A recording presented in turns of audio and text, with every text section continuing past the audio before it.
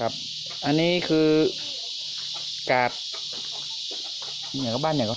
กอกวงกาดบ้านกอกวงอันนี้คือกวางห้าเขาตัวผู้นะครับแล้วก็มีกวางห้าเขาตัวเมียแม่นก็ลุงนั่นแหละนี่คือตัวเมียนะครับแต่ตัวเมียมันตัวผู้มันฮะตัวผู้มั้งเหรอมีอ๋อมีเขากับตัวผู้เองเนาะอ๋ออันนี้กับ